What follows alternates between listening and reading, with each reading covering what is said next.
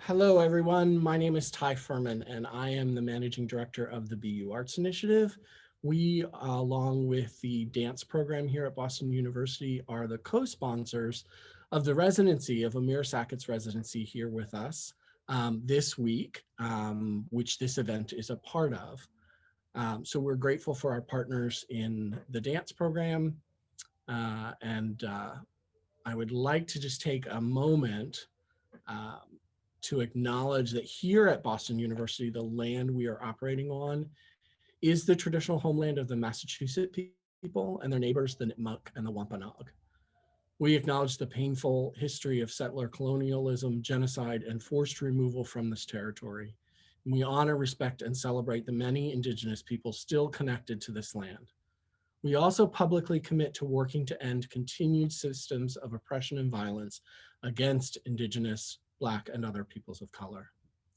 You can learn more about the original inhabitants and stewards of your land, the land in which you are occupying, by going to native-land.ca. That's native-land.ca. And we encourage everyone who's with us today to take time to explore the full history of the area in which you live. Again, this is part of a residency. Amira Sackett is here with us all week virtually. She's doing class visits, workshops, master classes, and we have one more public program on Thursday evening. And we will send you all a reminder about that program if you want to join us then. It's been a wonderful week so far, and we're looking forward to the rest of it. To kick off this particular program, I'm pleased to welcome and introduce a tremendous colleague of mine, Carrie Preston, who, among other things here at Boston University, is the director of the Killeshond Honors Program. Carrie? Thanks so much, Ty, and it's such a pleasure to be here to talk about dance and spirituality.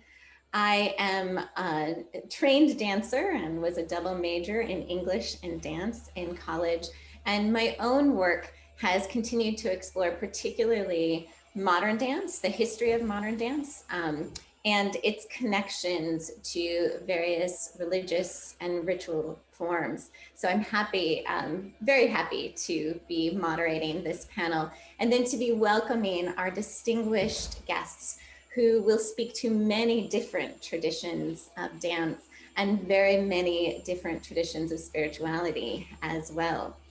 I will introduce each of our panelists. They will talk a little bit about their work, and then we will open it up for questions from our audience. Thank you so much for being here.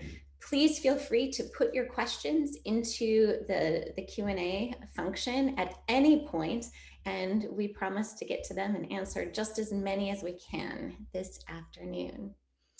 So first, it is my great pleasure to introduce Amira Sackett, an internationally recognized hip hop dancer, choreographer, and teacher. Amira explores and embodies her Muslim identity through combining hip hop movement and Islamic themes. She is widely known for her creation of the choreography and performance group known as We're Muslim, Don't Panic, which reached viral video fame after being featured on Pop Sugar Celebrity, The Huffington Post, AJ Plus, and Upworthy. Amira, I'll turn it over to you. Hello, everyone. I want to thank you for coming to this program. Really excited to be a part of this, and I've had a great week starting out here with Boston University. So the work that I'm currently doing definitely challenges stereotypes about Muslims and in particular Muslim women, and also is a way to create dialogue between people. So I use my dance as a way to start conversation as well, that I believe and I've seen lead to growth and unity.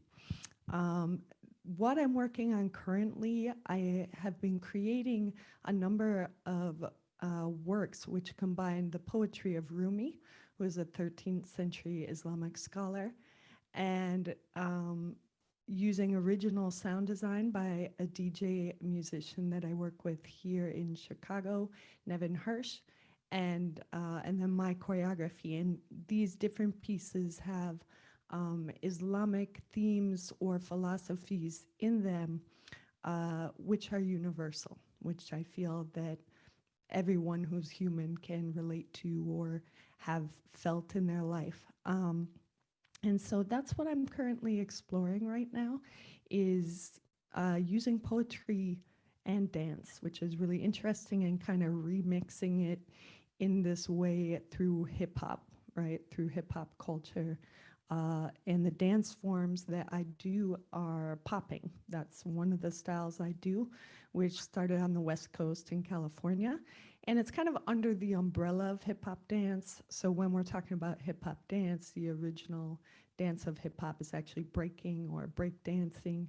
But popping is also kind of included in that style. So yeah, and in my performance tomorrow night, the public event that we mentioned, I'll be performing live one of those works called Qadr. So I really hope that you'll join and you'll be able to see what I'm talking about. We are looking forward to that, Amira. Our next panelist is Ty Defoe, a writer and interdisciplinary artist and Grammy Award winner. Ty aspires to an interweaving approach to artistic projects with social justice, indigeneity, indiqueering, and environmentalism. Ty's awards include First American in the Arts, Global Indigenous Heritage Festival Award, a Robert Rauschenberg Artist in Residence, Jonathan Larson Award, and more. Ty is an art equity facilitator, co-founder of Indigenous Directions with Larissa Fasthorse, and a member of All My Relations Collective. We'll be showing a short film to introduce Ty.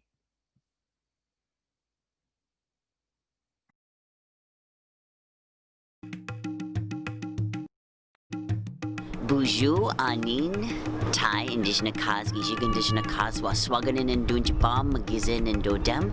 Hello, my name is Ty Defoe. As artist, as activist, as person who happens to be Indigenous, to create a foundation, a bed to provide tools for people, to curate a conversation and dialogue about what's happening in our world today. I myself have been given the gift of stories just from, my namekeepers, my grandmother, my family, and inherently, I think, embedded and embodied in climate justice, in language, in giving marginalized and oppressed people's voices, in celebrating people coming together, two-legged, four-legged, winged, rooted. I think all of these living things are deeply important, and people need to recognize and honor the perspective that isn't dominant in conversations, dominant in spaces, but the idea that we are taking recognition and creating awareness for all living things, from something that's very small, like, example, a blade of grass, and take recognition to something that's amazing and mystic and beautiful, like a soaring eagle.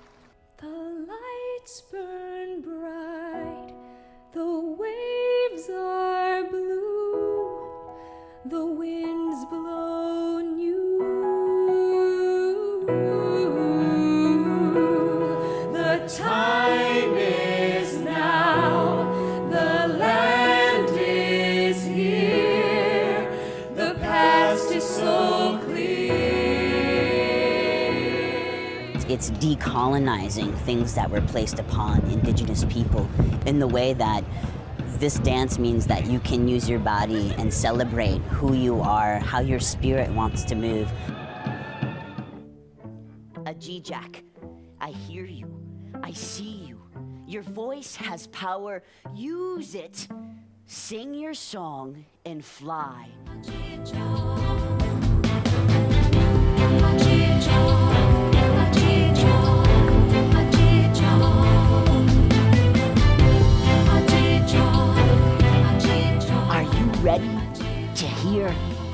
story.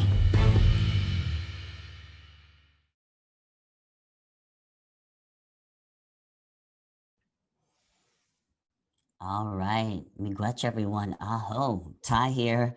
Bujun Indawe Namaganug. Thank you everyone for having me. I feel very honored to be on this panel with these powerful females here talking about dance and about spirituality. I think that today I'd like to talk a little bit about circles and circles of inclusion, circles of resistance, and circles upon other circles, and how we can do that to deepen democracy, widen truth-telling, and provide healing. So thank you so much. Looking forward to the conversation. Wonderful, Ty. And now it is my pleasure to introduce Sherlina Ghosh. Sherlina practiced the 2,000-year-old Odissi dance under Odissi exponent Guru Aloka Kanunongo since the age of 4. Sherlina has performed widely across India and the US. She earned her PhD in rhetoric and writing from Michigan State University and is currently assistant professor of English and director of composition at Gannon University. Her research interests mostly center at the intersections of cultural and digital rhetorics and performance. Sherlina. Thank you so much for inviting me to be a part of this panel. It's absolutely my honor. And I feel so humbled looking at the wonderful work that my co-artists here have been doing. So my dance has the spirituality that is the foundation that I share with the dance that we are seeing in these cultures as well. The history of the dance began with the foundation of spirituality.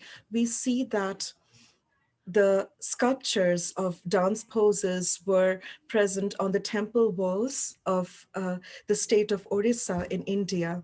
And we derived the grammar of the dance, the formations of the dance from that sculpture. For instance, a sculpture like this or a sculpture like this, or the poses were taken directly from those poses, and then they were passed on to the next generation, and generation after generation we share that spirituality which came from the memory that was embedded in those sculptures and the treatises.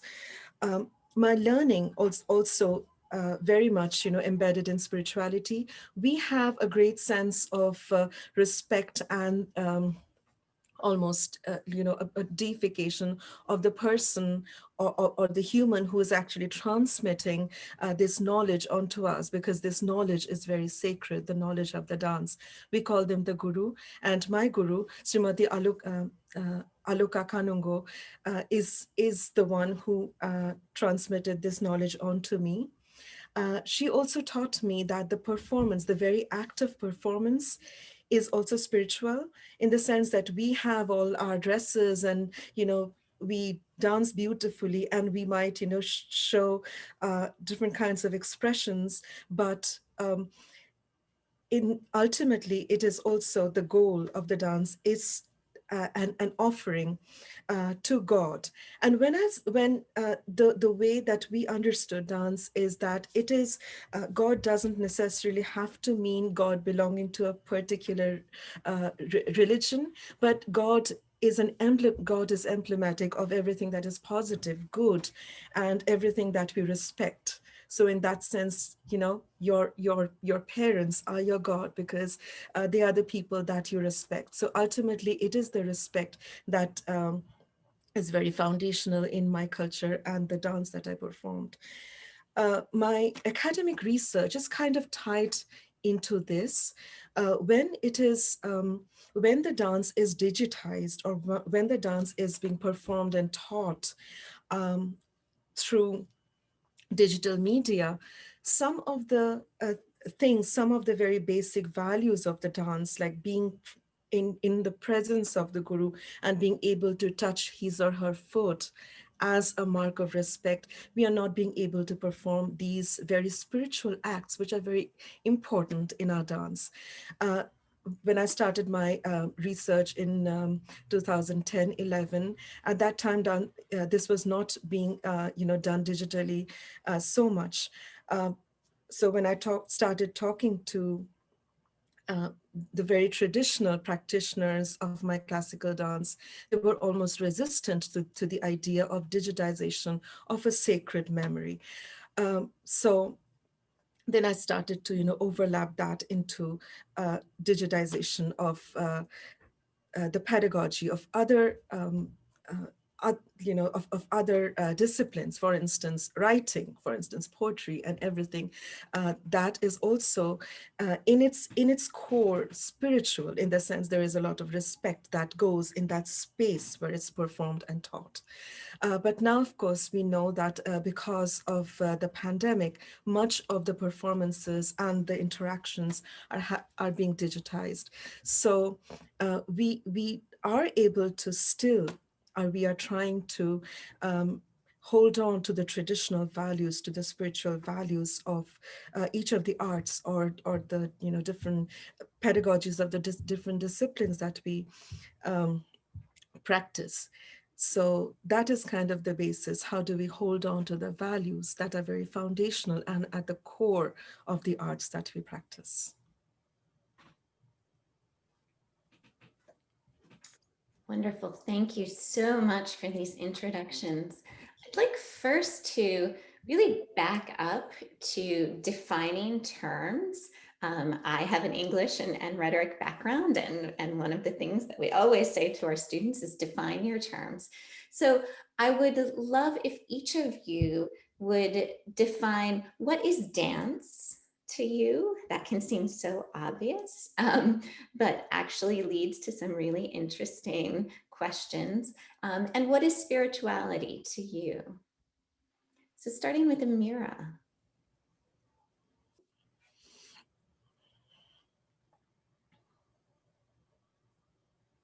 You are mute, Amira.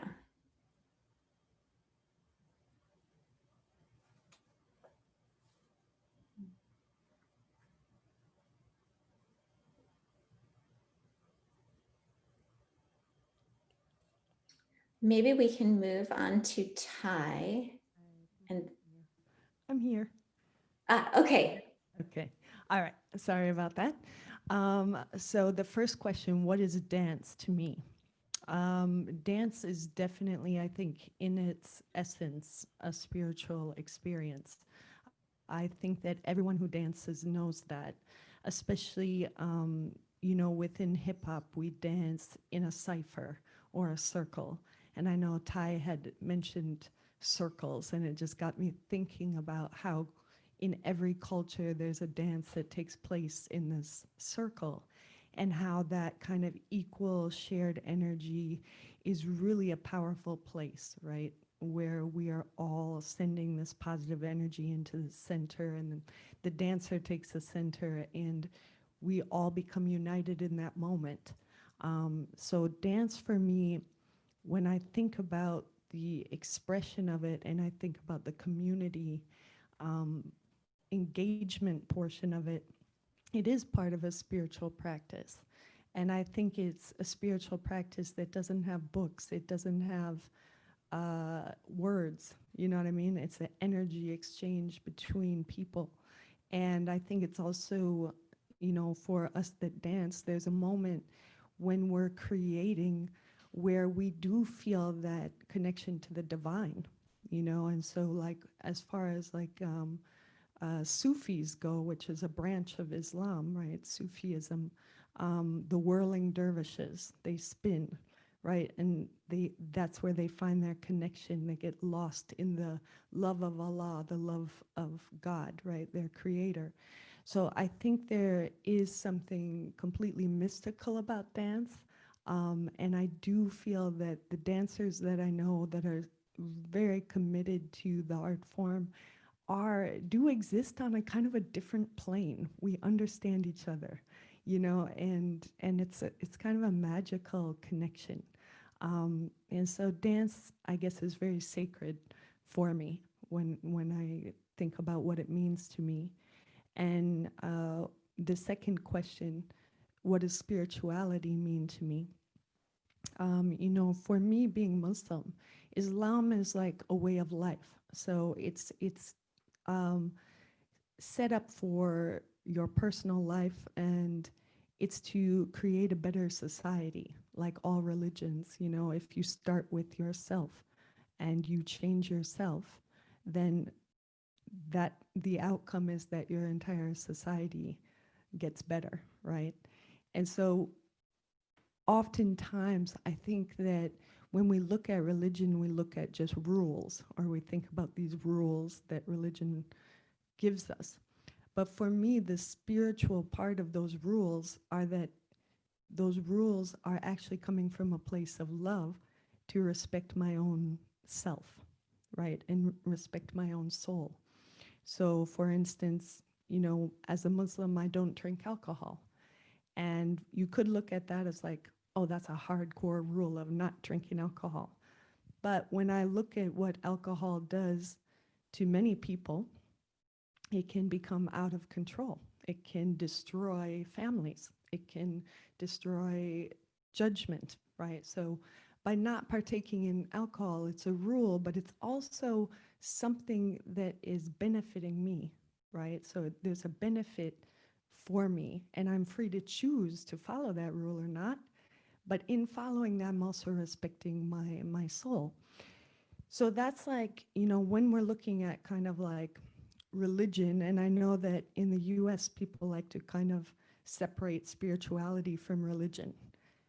And religion gets this bad name, you know what I mean? And obviously, we know why, you know what I mean? Because so much has been done in the name of religion that's so whack, using my hip hop terminology. It's so whack.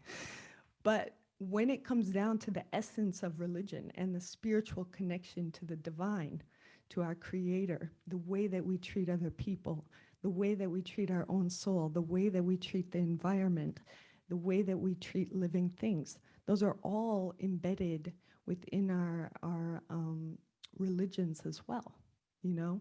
And so I think that, you know, being Muslim, one of my main purposes of being Muslim is to be a better person on this planet. So the ultimate goal of the soul is to achieve tranquility by the end of your life, right? So, and that is, you know, something that we have to work on continually. So for me, I think spirituality is personal. It's a personal path. It's me applying these different principles into my life and really taking a look in the mirror. Rumi always uses the what do you call it? The metaphor of the mirror, you know? So looking into the mirror and looking at the things that we can change in ourselves and fighting these different negative human attributes that we have inside of us and overcoming those, you know, to be more peaceful and positive. So for me, that spiritual journey starts within, but it's also guided by my faith and my religion. Thank you so much for sharing that, Amira. Ty, do you want to comment? What is dance? What is spirituality for you?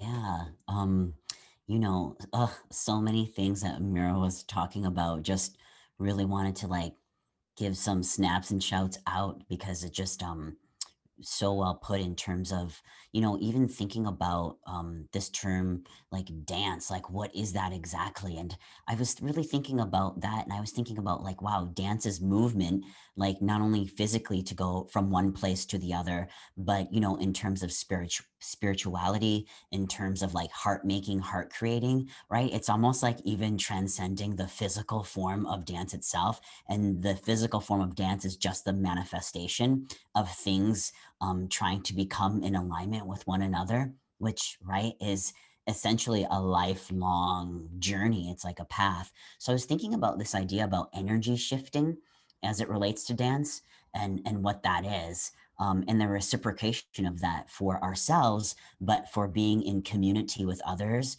for being with others. and with others, meaning also maybe other parts of ourselves that are yet unknown.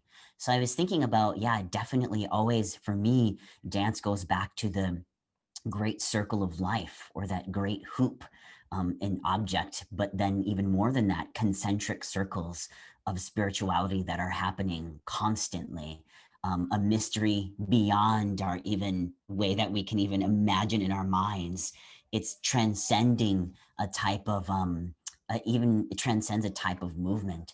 And when I think about spirituality, I think about the way, that I connect to my ancestors past through blood memory.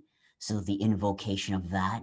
And when I think about how that's in relationship in concert with dance, I think, wow, okay, so I get to invoke blood memory of the past, but also be in this present moment, or try to constantly, because a moment is another moment is another moment. And then also really think about 7 generations ahead. So thinking about the future generation that is yet to come. So this idea about dreaming 7 generations beyond where I am today. So that's what I think about when I think about spirituality as a form of, dance, as a form of ritual, as a form of, what you had asked about movement. And I think with that, bringing it full circle, right? That circle being so important because, it's a circle for a reason, not a dodecahedron, a triangle, a square, right? Those have corners, but a circle, there are no corners to hide in, right? It's trying to, what I hope to aspire to is the equality, the regeneration, the thing that has been taken away from some folks in service of right religion. But how can we begin truth telling? How can we begin truth telling to create that regeneration process that spirituality is like physically invokes when you begin to find that sweet spot, when you begin to move? Ty, what you were saying about movement, stillness, and spirit reminded me, very quick anecdote. One of the dance forms and theatrical forms that I've studied is the Japanese No theater. And they consider one of the most difficult dances in that repertory is actually ikuse, or kind of non-dance. And the main performer goes to the center of the stage, opens the fan, which means the dance has begun, but is still as the music plays.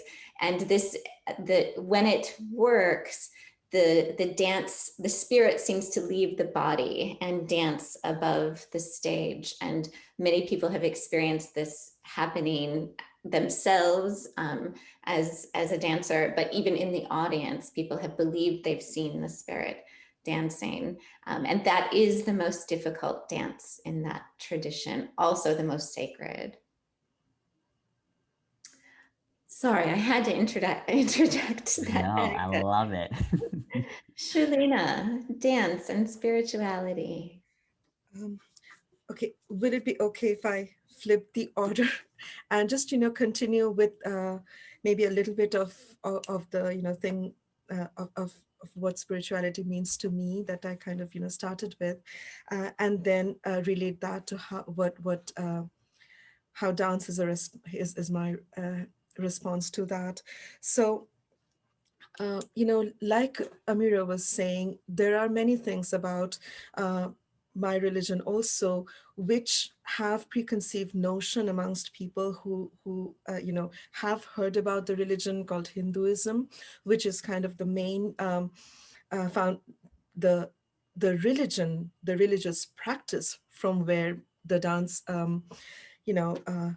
developed. And it is through dance that I think there are some ways in which I can express some things about the religion, which might not be, it's not a question of whether it's right or wrong, but it's the response that I have towards my religion. And that is the concept of, having a million gods. That is, something that Hinduism is related to. And I've been asked this question often that, well, you have so many gods and they are all idols. But, it is true that in my dance, there is also this, way in which we have personification of the gods. But in the basis of it all, there is this very a very strange uniformity regarding regarding all these practices, and that is love, and that is oneness. In my faith also, there is this concept of there being one power, one supreme power, who is benign, who loves, and who is being loved when we do any kind of expression of showing of respect and thinking about that being as being sacred. But that being in my religion, that being, or how I understand it, is that being is so huge, it's so all pervasive, that it's very difficult for human mind to actually understand the supreme power that it holds. So what we do is give it personification, different kinds of personification. It's like, my daughter, she learns ballet. So she's like my daughter, the ballerina, my daughter who goes to school, my daughter who needs to be fed, because, so she has all these different personifications. So of, just for me to understand, okay, so these are the different ways in which we can perceive that one human. So, and think about a million powers and million qualities that this God, this supreme entity or power holds. And that's the reason we have these different, personification. And from there, the concept of, thinking them in terms of how would they look if they were human, that comes in. But in the basis of it all, it is all the same, and that is love, and that is sacredness, and that is respect, which is true. And also, tying in terms of what Ty was saying, respect for nature, and the swan that you were showing. So, and the eagle that you were showing. So, respect for nature. We have this concept of sun being sacred and sun being worshipped, and personification of the sun riding his 7 horses. And, so this kind of personification of of the divine is in Hinduism is something which comes across very powerfully in my dance. What dance means to me? Well, when I started learning dance, I didn't really have a choice but dance, because I was, I think, 4 or 5 when my mother first took me to the dance class. And I was too small for that class. So what I would do is just move and just, so at that time, dance was still seeping inside me.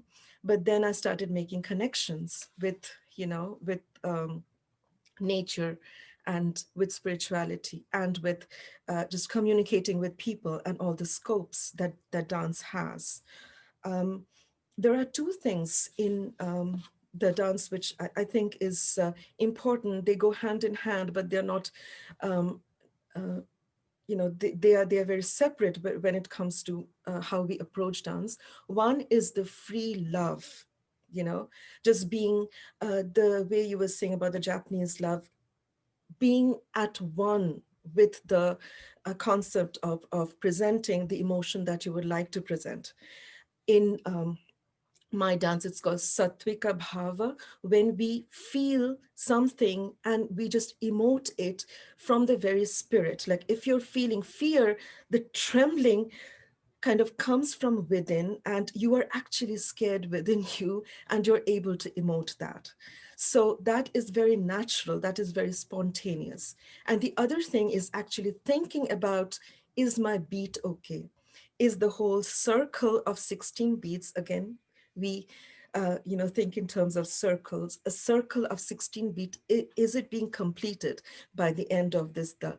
Because if it's not, then I'll be grammatically not correct. So we are constantly having to, balance this just free letting go of myself with the emotion, and making sure that I'm adhering to the grammar of the dance. If the hand needs to be here, it cannot be here or here, just because I'm, so at one with the dance that I'm not thinking about where my hand is. It's very, you know, it needs to have the precision, but at the same time, it needs to be effortless. So that is my approach of dance and my, how I approach performance, which is balancing just the emotiveness and the adherence to grammar.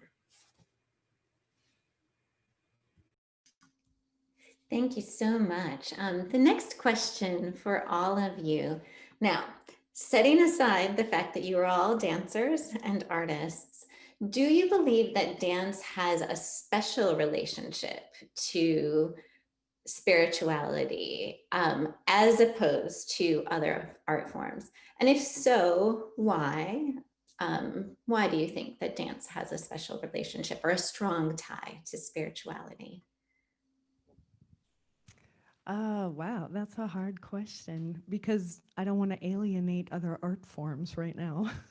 I'm totally biased because I love dance so much, but I do think there's this connection between the mind, body, spirit, right? And dance is one of those things that connects all of those together. You are using your mind like Srilena was talking about, that precision, that skill that you have to train in. So it's not just I'm doing whatever I want out there. There's like a skill that goes with it that's passed down from your guru, from your teachers, and so you're working on that. So that's where your mind is coming into play. But the way that you do those moves, like she was saying, that's where your spirit comes into play. And that's where also, like, you were talking about the connection with your bloodline, right, Ty? I do think that too comes into play when we're doing that dance. That's what we call soul, having soul when you dance, in hip hop. So where's that soul coming from? That's part of the spirit. And the body, like the response of the body is amazing, because sometimes you've memorized moves here and you get nervous and this part leaves you, but your body has magically memorized those moves and starts moving on its own. And that's a mysterious, like, body knowledge, right? Or intelligence within the body that exists. And so I think that connection between the mind, body, and spirit is unique in dance because it utilizes all of those things. Not to mention the way that we vibe with each other, whether we're dancing with each other or whether we're communicating with the audience. It's an energy exchange. And that is super powerful and spiritual in itself. Also, I think just in my experience, I can talk about, for instance, I can talk about being a Muslim woman, and I can tell you I'm strong and I am not oppressed and I wear hijab and it's my choice and I love my faith. Okay, great. You hear my words, right? You're like, all right, whatever. But then when you see me dancing and taking my power in a way that's like so different, and it's an image. You know what I mean? It's the imagery is worth 1,000 words, as they say. I think that has it resonates differently within a viewer's heart and mind.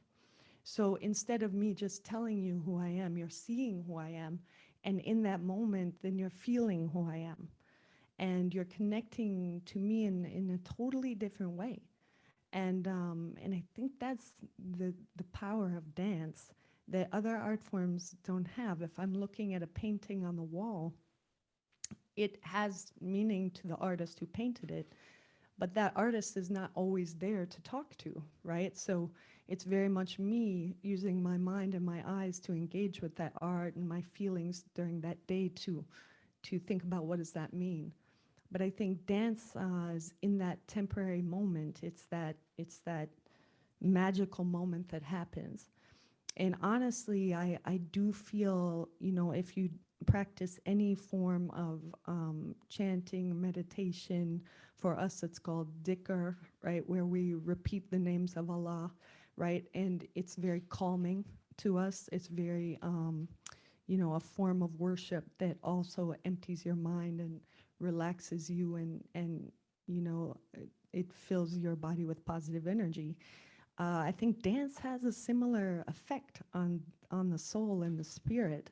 Always after I get done dancing, if I've had a hard day, I get done dancing and I feel so much better. And of course, scientifically, it's endorphins, right, are being released. But it lightens your spirit, it lightens your mood, it's transformative. It transforms through action.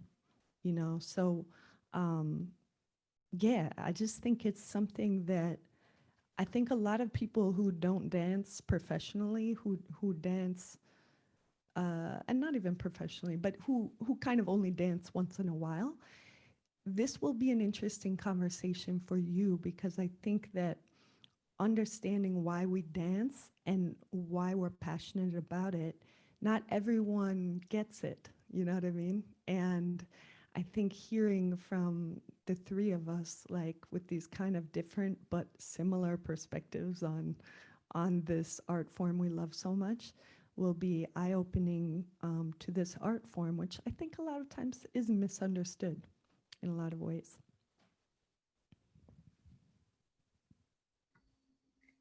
Ty, do you have thoughts you want to add in? Sure.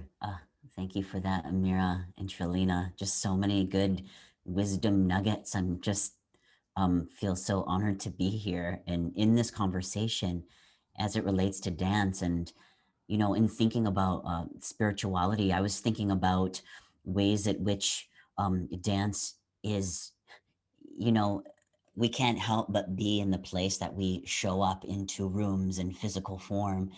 And this idea, when we show up, it's can be either concert or chaos, right? And dance to me reminds me of to have balance, that it's actually a constant dialogue or a conversation with both concert and chaos continually. And how spirituality fits into that as an Indigenous person, where things like citizenship, colonization, spirituality, and religion were imprisoning the people here in Turtle Island for time immemorial, so much as where people, it's really challenging to find an abundance of people practicing cultural dances. I think when I think about that, when I dance, it allows me to create infinite possibilities. I'm like, oh my gosh, like my body's doing this, my mind, I'm closing my eyes at some points, and I'm transcending into a type of improvisation so that I can continue to build a type of like relationships back to myself, back to ancestors past, and also thinking again about the futures yet to come. So I kind of think about that. I also think about, dance and spirituality as a movement or a form of resistance for social impact, because of, right, again, when something's taken away, something so powerful, that word powerful that someone used here, and the magic of dance, what it can do to provide a type of healing, but also a type of like unwavering liberation of something that, right, was not supposed to be there, but needs to be there for life. And so I kind of think about that in terms of spirituality as it relates to dance. And then the other thing I was thinking it nourishes, the mind, but it also like nourishes the heart. And when I think about dance as an Indigenous person, I think about shaping and redefining culture, people, societies, nations, tribes. Even beats and rhythms, right? They say that when we're dancing, that heartbeat of the drum on these drums, I have them in the background here, these drums, that's the heartbeat of Mother Earth and the land, wherever you are from. And the reason why that circle is so important is because if you put your hand over your heart, that heartbeat is the first rhythm or music that is heard when you're a baby inside your mother's womb, right? And so this is an anecdote for all people. So whatever rhythm, whatever like tempo, that heartbeat is something that exists to all human beings. And that is just from Anishinaabe perspective. When they teach you when you're very, small youth, they're like, listen to that heartbeat, listen to your heartbeat, Now go ahead and move, and that's how you begin to dance.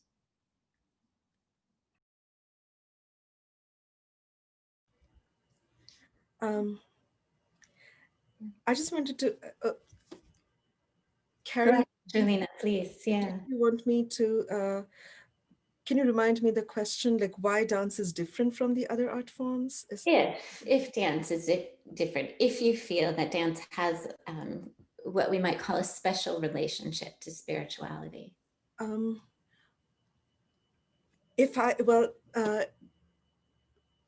Well, other art forms I think also have, a relationship to spirituality, or so I can talk, I think, from my cultural perspective, and all arts are considered to be given by the spiritual being and as a way of worshiping the spiritual being. So it's like, you are giving it to me so that I can worship you with it, because we really come with nothing. We come just as we are.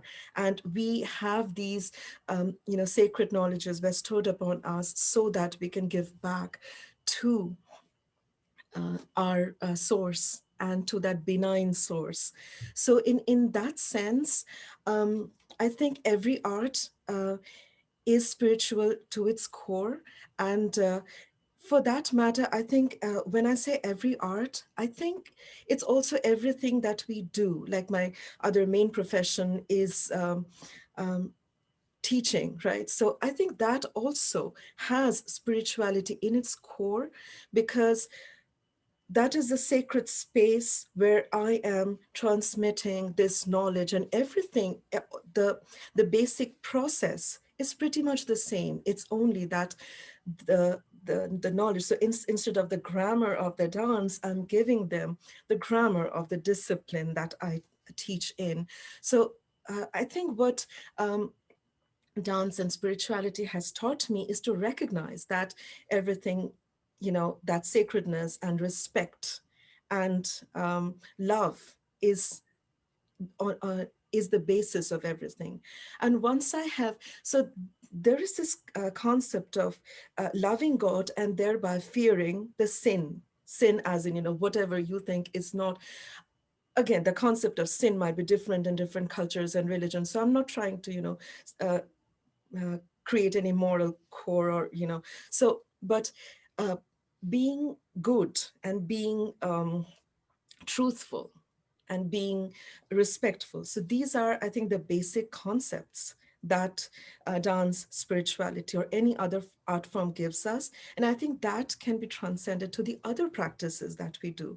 So I think on the basis of it all, again, there is this sense of,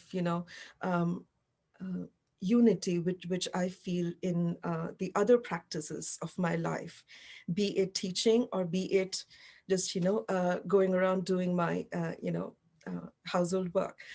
But what spirituality, again, speaking from the point of the Hindu philosophy, we have this concept of acting, not thinking what the result of my act is going to be. And that, I think, is very strong. It is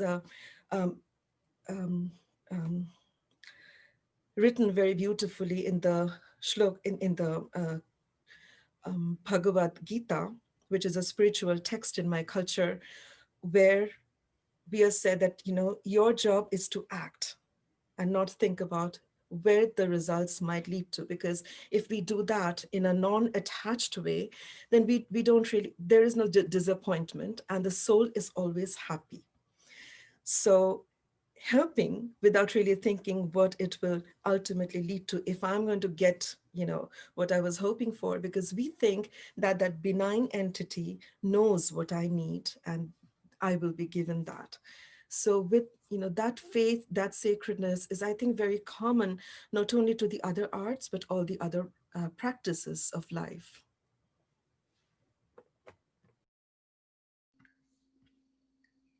Okay, please, from our audience, feel free to send in questions as we move through the evening. I do have a question that's arising as each of you speak. Have you faced resistance to your ideas about dance and spirituality? Some of the dancers that I've studied from the early history of modern dance, for example, Isadora Duncan was called vulgar. It was gross that she took off shoes and danced barefoot, for example. So I wonder if you could comment on any resistance you have felt to your beliefs about dance and spirituality, or to your performances.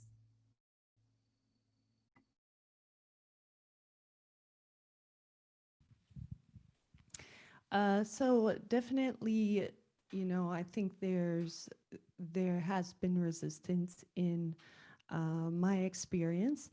I think that, some people don't understand. One, it's not understanding hip hop culture that I participate in, right? So when we're talking about hip hop, a lot of people's minds, when they think about hip hop, they think about the rap industry and commercialized hip hop, which they see in music videos. So they're thinking about girls that are half naked shaking it behind a rapper, right, with dollar bills getting thrown at them. Those kind of images are commercialized images that belong to the rap industry, all right? But when we're talking about hip hop culture, where we're talking about breaking and popping and these different competitive dance forms where we train like athletes and we compete with one another and we cipher with one another and we work within our communities with kids that are at risk and, the Boys and Girls Clubs, after school programs. That's like so many years of my life was dedicated to, helping kids, you know what I mean? Like channel their energy through dance, like express themselves through dance, utilizing hip hop, as their medium. So I think that for me as a Muslim woman, there's this sense of like, what is it modest to dance?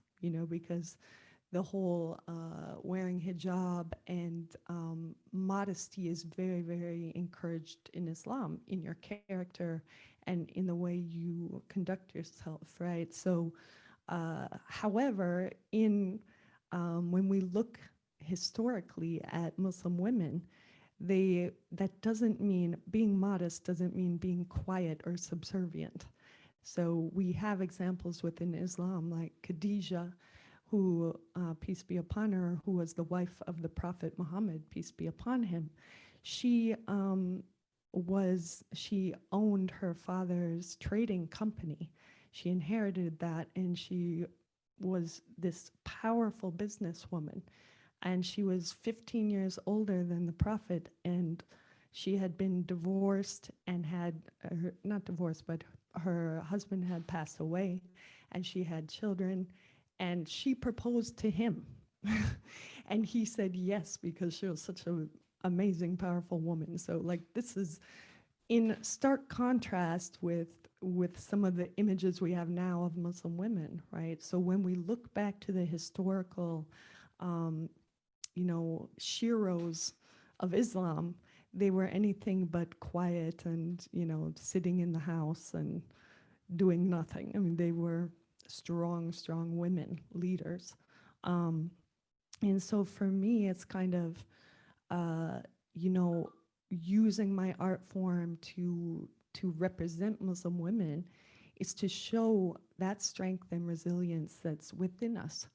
And that is, something where, yes, I cannot represent all Muslim women, but I can tell my story, right? And who I am, and that can change the perceptions.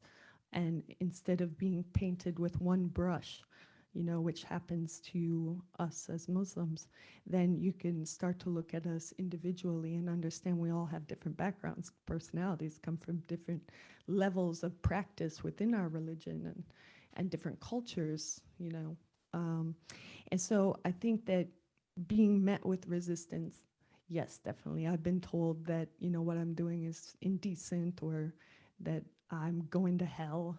And then on the flip side, that might be from the more conservative Muslim community, right? But then from the other side, I've been things said to me like, when I was coming to a university to do a program, one of the kids was like, "Oh, what is she gonna do? Come and blow up?"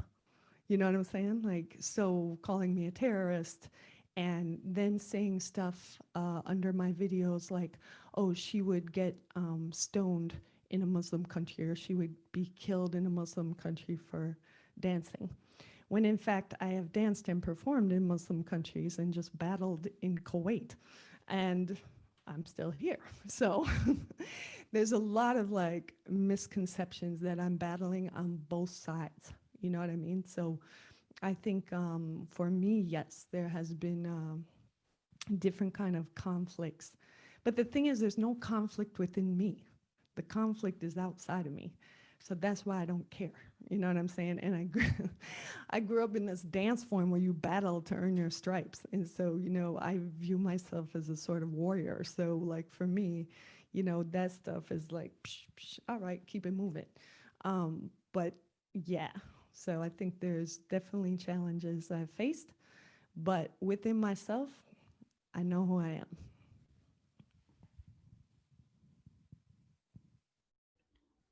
Well, Amira, thank you for sharing the personal stories and, resiliency. Like, it was powerful. Thank you.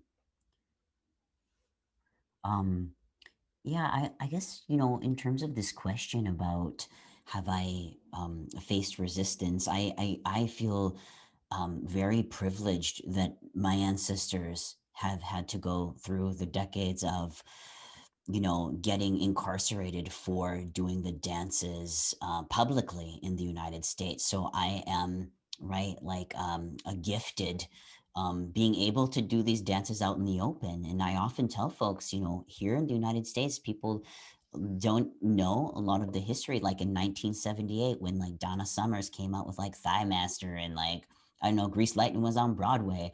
People don't know, like people were still getting outlawing the Religious and Freedom Act, like here in the United States. And I feel like that is just something to note and to know that we just aren't that far from Native folks being able to do dances in public. And with that, there was a decade as well where these celebrations and cultural festivities, powwows of families coming together to teach the young how to dance, which everyone is invited to and welcomed. But then folks who I think sort of mistook that. And I think what ended up happening was folks started to appropriate a lot of the culture and take it as their own. It's like, oh, I got invited to this thing and now I'm going to take this dance and call it my own. And I'm going to wear costumes like on Halloween and dress up as Native people and hop on one foot and project what I think dance is. And that was and it still is hugely problematic. And so I often think about that in terms of appropriation versus appreciation, right? Appreciation for the dance, appreciation for the spirituality and years that it takes to learn some of the dances, but also as a form of just rekindling the way at which protocols do exist when learning some of the spiritual dances, but yes, and also some of the public dances. So now, today, there are spiritual dances that are not recorded. They are not taught by anyone unless you are Indigenous, because of what history has done. And I see nods from my fellow artists here about truly understanding what that is. The fear of when someone takes something, comes into your home, and takes all the things you've worked very hard on and call it their own, there's going to be a little bit of like, okay, let's see if you can pass this transmission. Can you really be an ally or a co-conspirator to really understand and know the spirituality? Can you go through the protocol that it takes to understand what this dance means? So I say that because I was thinking about this term resistance and what that means as it relates to protocols about being a dancer. It's like, yes, going through the physical movements and as individual artists, right, creating a new form that exists or new ritual, but then also underneath it, like the roots of a tree, there is like some kind of foundation and grounding under there that really it makes the entire tree so that we can branch off and do new things. So all of those things, like how important they are. So that just kind of reminded me about this term resistance as it relates to dance. I just wanted to share that.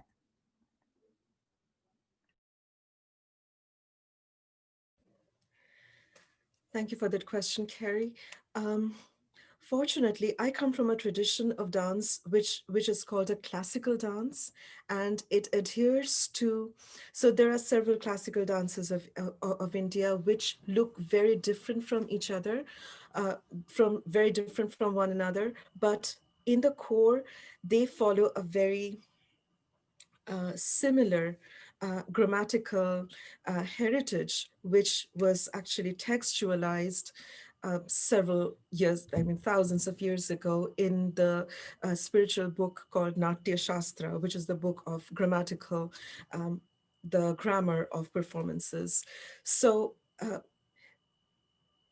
dance began as something which is very, in my tradition, something which is very spontaneous, like, you know, a harvest dance or a dance of spirituality. And it became classicalized because it adhered to that grammar. And when it reached a stature which was considered higher than the folk dances or the spontaneous dance performances. So having come from that tradition, I had the privilege of being privileged as a performer. See what I mean? So it's not that, you know, there was quite the opposite. I think sometimes the classical dances would be like, as an art, would you know, have that position of privilege, which would sometimes be oppressive to the artistic space or the performative space of the folk dances, which sometimes would not get enough visibility in performing stages. But so resistance is kind of, you know, worked on the other side, because my tradition was the more privileged classical dance. My guru, Srimati Aluka Kanungo, is working on a project where she is doing collaborative movements, collaborative you know, productions with folk dances. A dance, a very specific kind of folk dance called Gotipua, which was actually, it has a very long history where, you know, because we had several um, um, foreign powers coming into India, they did not really understand the concept of dance so well. They thought it was, you know, dance, the dancers were, you know, thought taken as being prostitutes. They did not understand the concept of dancing in, you know, temple dancing. So when that began, the tradition of dance stopped. And there is this practice of dance being taught to young boys, which started young boys till they showed, you know, facial hair, they dressed up as girls and danced. So that is a very interesting, you know, folk dance culture, which was dying out because dance then was, you know, came back to being practiced by the female dancers. And so she had collaboration with the folk dancers to give them visibility, to give them the, you know, space to dance and express themselves, and to bring back these traditions for the public. So I think as classical dancers, it is important for us to make sure that the folk dances, dance traditions are represented and get the visibility in my culture.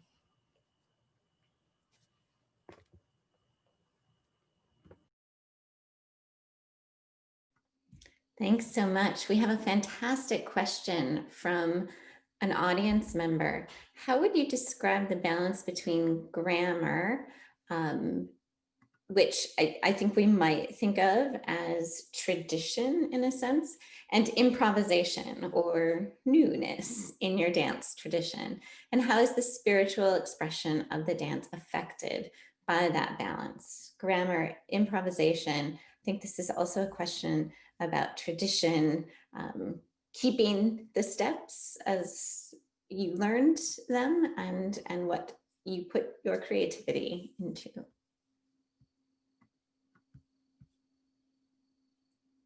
This can be for anyone. And I also wouldn't suggest that your creativity isn't entering into the traditional steps or the common grammar of your art either.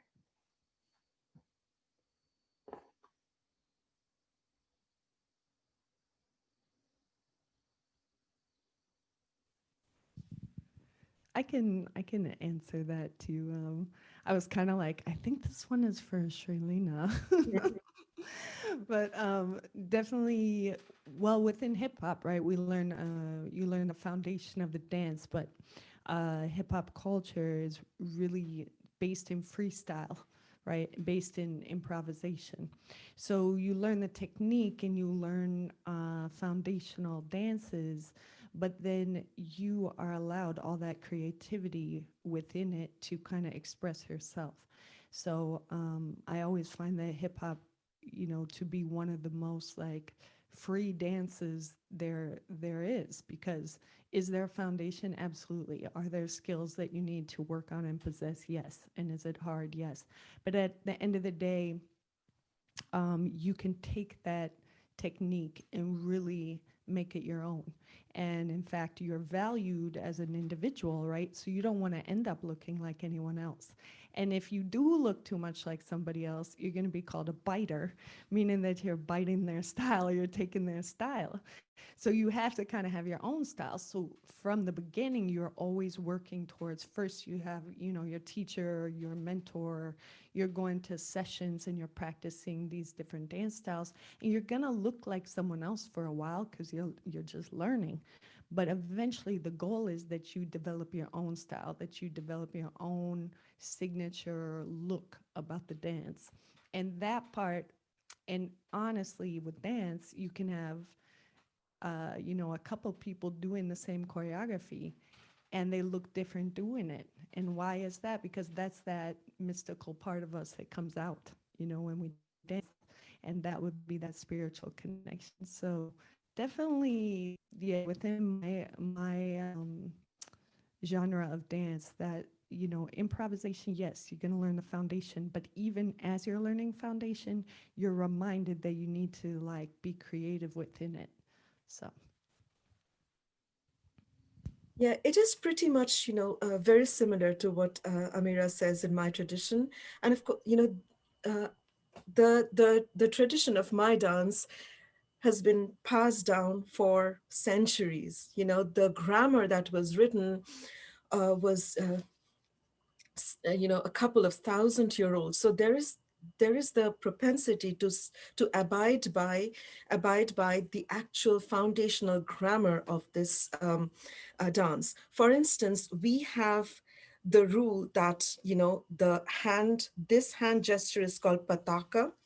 Pataka can be used at the beginning of the dance when you're showing water, when you're showing wind, when you're showing that you're writing something, when you're showing blessing, um, when you're showing please come in. So these are the foundational things that needs to remain the same.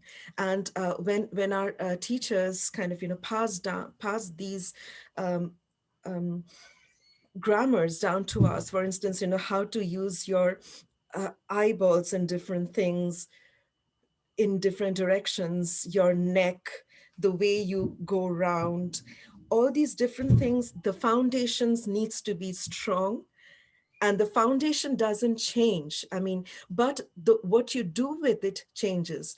It is very similar to, I think what we teach in our schools and other disciplines as well. I'm a writing teacher, so I kind of, constantly try to connect it to there. The grammar doesn't change. What is the style of writing, with a good style of writing, there being an argument, there being an actual thesis in your writing doesn't change. But if you give the same topic to 5 different students, they will come up with their own approach to that topic. So when a theme is given to you, you will learn that theme, you will learn the same choreography, which is grammatically correct. But what you do with it and how you feel, how you interpret the words, will be different. And we are like, for instance, after so many years of learning, has my guru, told me, okay, this is what I'm teaching you, but you can do your own thing with it. So these are, different options that, uh, you can, the same sentence can be shown. So for instance, like in a narrative storytelling dance, it can be shown in all these different ways. You improvise and show however you think is the best way to interpret these sentences. So I think there is this question of being responsible to the art. And my guru would like to be responsible to this art as well by giving me permission to improvise when she thinks that the artist is mature enough to improvise. So in that way, I think, there is this, um, expectation from the practitioner to be true to the art, however, take it one step ahead while still remaining true to the foundation. Like I said, the hand needs to remain here and the square needs to be, so it cannot be here or here just because I would like it to be here or here. So grammar needs to be the same, but how you nuance the language and the expressions and the beauty of those language, keeping within those tradition, is always encouraged.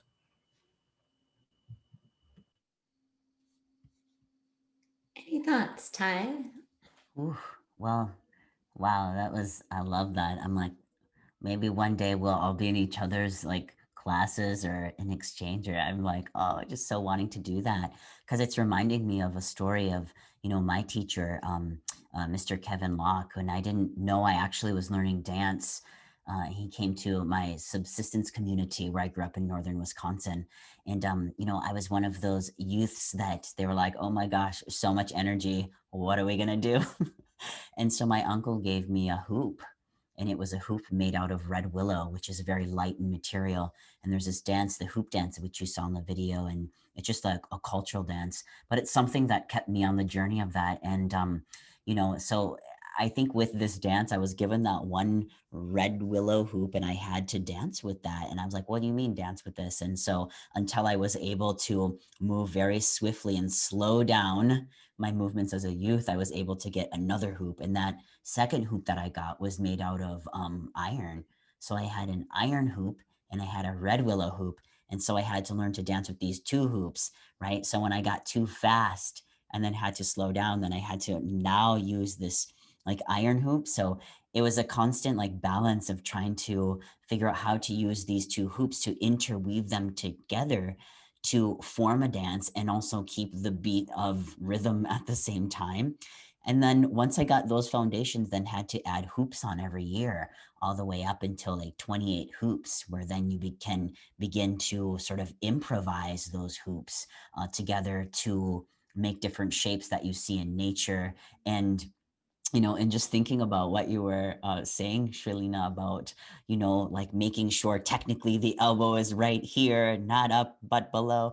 I was thinking about that same thing about when I was thinking about going through that hoop and how I had to practice like so many times, fall down so many times, cry so many times, laugh so many times for that to transcend the technicality of jump roping through that tiny little 24-inch in diameter hoop. And now today, as the body begins to change, right? The material doesn't necessarily change, but now I'm thinking about that, like, what is it like now where I have to move in a particular way? So it's a constant balance between the technicalities, or how I'm receiving, how you're speaking about grammar and the foundation always, and then the improvisation part, which is sort of like going beyond that and being like, okay, nothing is perfect. This is where I am right now. So now I'm going to, do this dance because music and rhythm is in relationship and is in, in dialogue with the dance too. So you're just reminding me of that story when I was a wee lad. So thank you.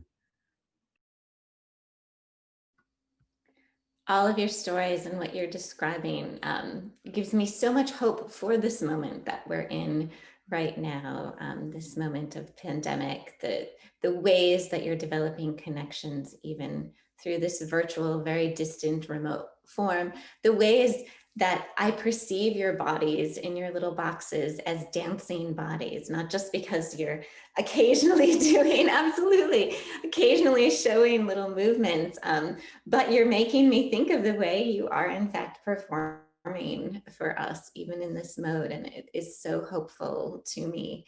On the flip side, you all are performing in the United States, and you all, to a certain extent, are representing or come from cultures that have been colonized, that there is extreme prejudice about. We've seen this summer the uprisings, the murders related to prejudice and white supremacy.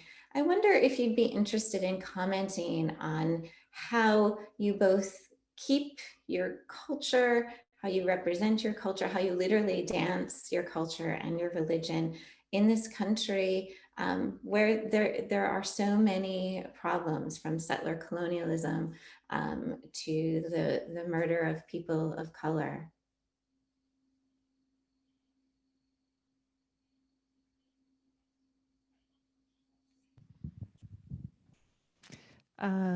Yeah, we're definitely dealing with tough times now, but these situations have been ongoing, right? So I don't think it's new at all.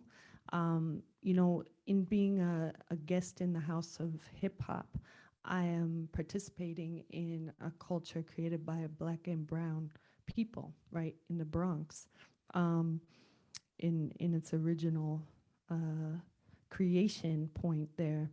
And so it's very important for me participating in this culture. You can't, you can't like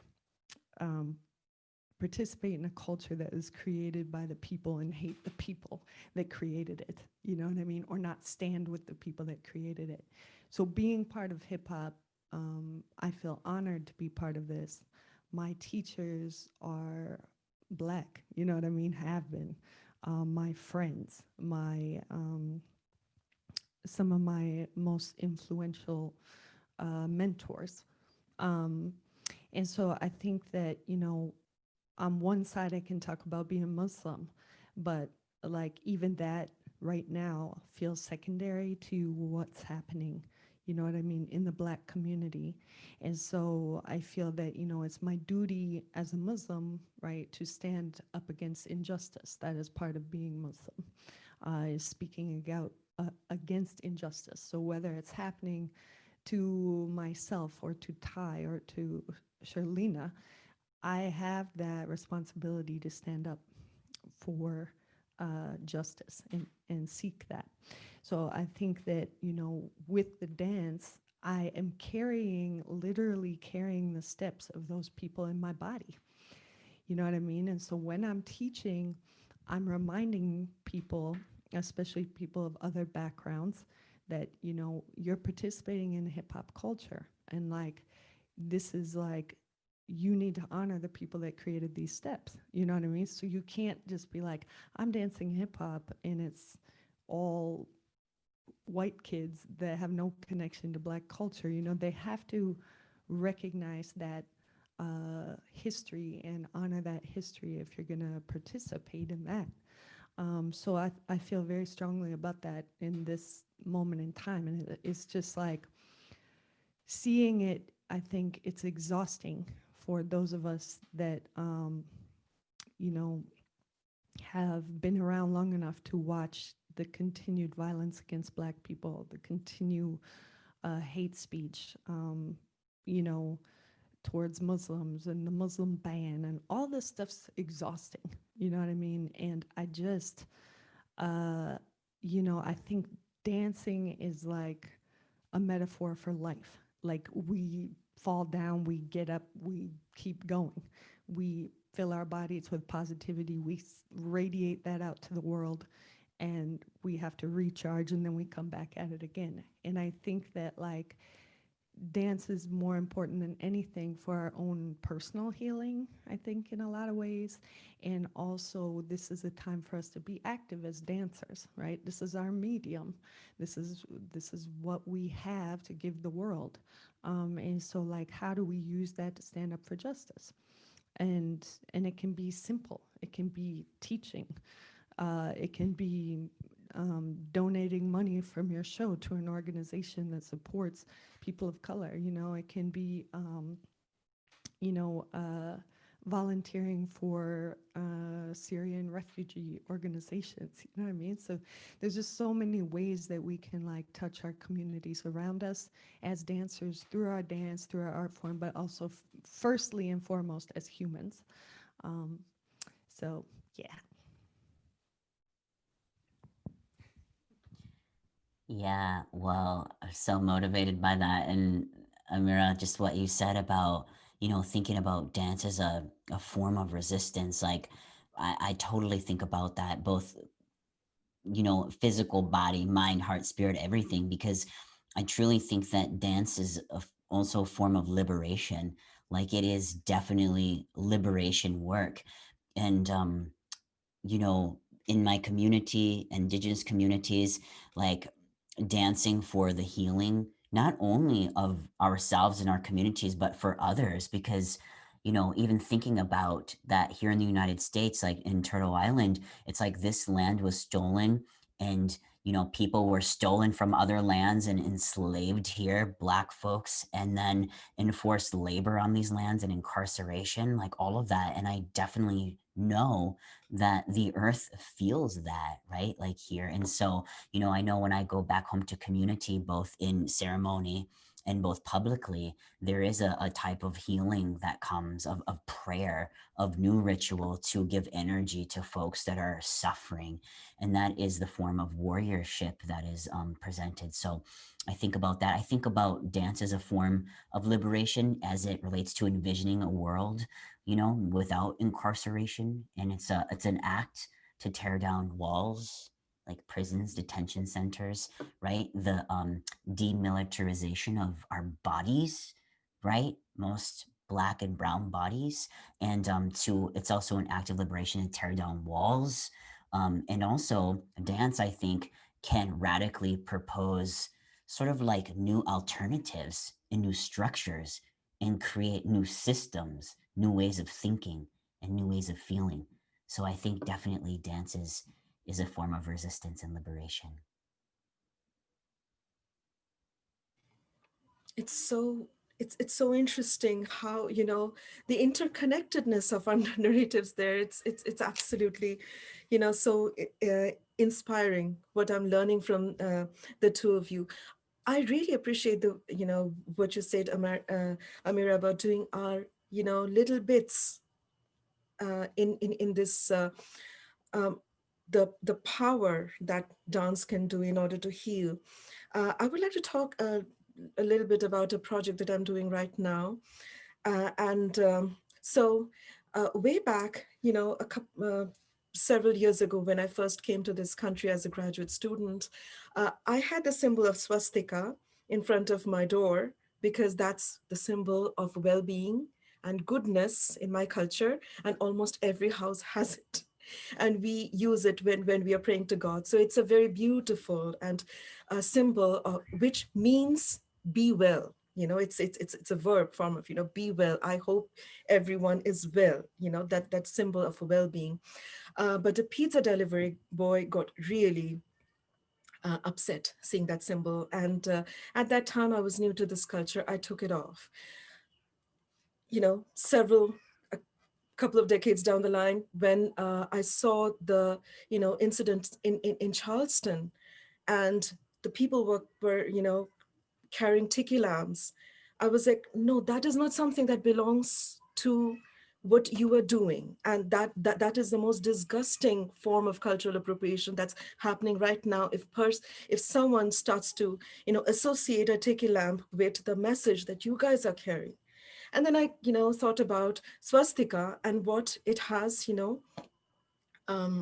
done to the symbol, which has been around not only in my culture, but in Mesopotamian tradition, Egyptian tradition, Native American tradition, Catholic, ancient Catholic tradition, and of course, in South Asian tradition for thousands of years. And sadly, when I come here, I'm not allowed to display it because it's a symbol that is going to be hurtful for a group of people if I display it. And so in the project that I'm doing, there have been like a few academic conferences, but right now I'm working on a dance called Swasti, which means well-being. And it's going to be a dance performance on the theme of swastika, where I'm taking some shlok, it's called shlokas, like some verses from the ancient texts of Vedas, which have the message of well-being. And it is not my intention to try as one person to try and heal this symbol. Nor do I want to display it in a way that is going to be hurtful. But I think it is, like my little step towards trying to heal something which has been appropriated. Because I think it is, dance, I was just looking at dance for healing, something which is stolen from us. And it might take one generation, it might take two generations, but I think the main thing that I'm trying to do in this project, which has been, funded by my university, I'm so glad that they, gave me the resources to actually carry this out in collaboration with musicians from India. What it's going to do is help creativity and performance and bring out the truth in something. And then over the years, when truth is revealed, then over the years, hopefully, the hurt is going to be lost. And I mean, the hurt cannot disappear, but I think it is important for people to be reminded the truth and the love and everything behind everything that's hateful. And I think that is the way that hate can be vanquished, and that is by reminding people that love and goodness is stronger than hate. Thank you so much for those moving thoughts. I believe the three of you can heal symbols and can heal all of us. I feel like this has been an hour and a half of great healing. We are at the end of our time together, and I want to thank you, our distinguished panelists and artists. I want to thank the Arts Initiative for giving us this space to talk this afternoon. Ty Furman, Sarah Connor, Dot Walsh in the background, moderating the questions, and of course, doing all the work that brings us together. And again, thank you also to the audience who joined us here today. I hope that you enjoyed this conversation. Please remember, and I think maybe our Arts Initiative colleagues will put into the chat the information about Amira's performance, which is Thursday evening, 8 p.m. Is that correct? So please come back and see Amira dance. You will not regret it. I hope we might be together again soon. Again, thank you so much.